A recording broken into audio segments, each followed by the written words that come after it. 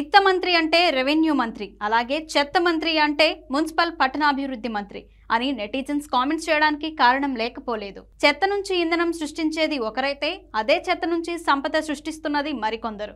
గత వైసీపీ ప్రభుత్వం ఈ చెత్తను కూడా సొమ్ము చేసుకుంది. కోట్లు కొల్లగొట్టారు కానీ ఎక్కడ చెత్త కుప్పలు అక్కడే కొండలు కొండలుగా ఉండలు ఉండలుగా పేరుకుపోయాయి.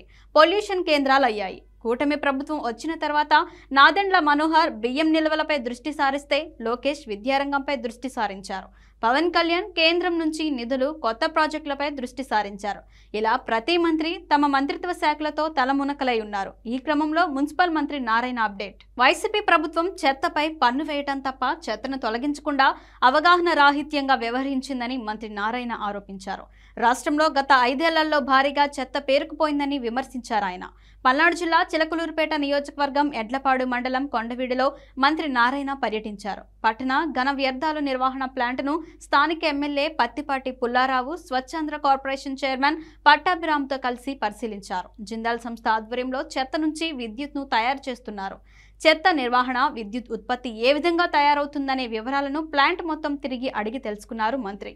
ఆ తర్వాత మంత్రి నారాయణ మీడియాతో మాట్లాడారు. 2014-19 మధ్య మున్సిపల్ శాఖ మంత్రిగా ఉన్నప్పుడు ఇతర దేశాల్లో సాలిడ్ వేస్ట్ మేనేజ్మెంట్ గురించి అధ్యయనం చేశానని నారాయణ చెప్పారు. సింగపూర్లో 4 ప్లాంట్లు, టోక్యోలో 49 చెత్త ప్లాంట్లు ఉన్నాయన్నారు. వాటి మాదిరిగానే ఏపీలో 13 జిల్లాల్లో ప్లాంట్లు పెట్టాలని గతంలో నిర్ణయించామని వెల్లడించారు.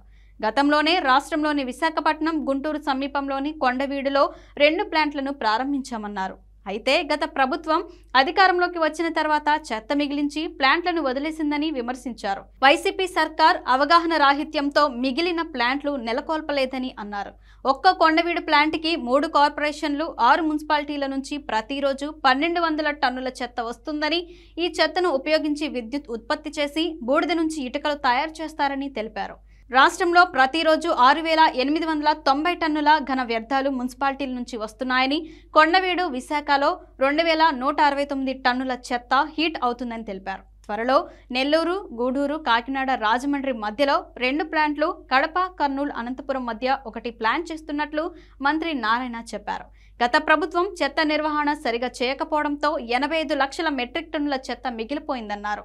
ఈ చెత్తలో 45 టన్నులు తొలగించామని, మరో 40 టన్నుల చెత్తను వచ్చే అక్టోబర్ 2వ తేదీ నాటికి మొత్తం తొలగిస్తామన్నారు. టీడీపీ ప్రభుత్వం ప్రతిపాదించిన వేస్ట్ టు ఎనర్జీ ప్లాంట్స్ నెలకొల్పి ఉంటే ఇంత పెద్ద ఎత్తున చెత్త ఉండేది కాదన్నారు మంత్రి. గత ప్రభుత్వంలో విధించిన చెత్త పన్నును కూటమి ప్రభుత్వం తొలగించిందని చెప్పారు. అమృత్ పథకం నిధులకు రాష్ట్ర ప్రభుత్వ వాటా ఇవ్వలేదని, ఆసియా డెవలప్మెంట్ బ్యాంక్ ఇచ్చే నిధులకు కూడా మ్యాచింగ్ గ్రాంట్ ఇవ్వకపోవడంతో పనులన్నీ మధ్యలోనే నిలిచిపోయాయని విమర్శించారు.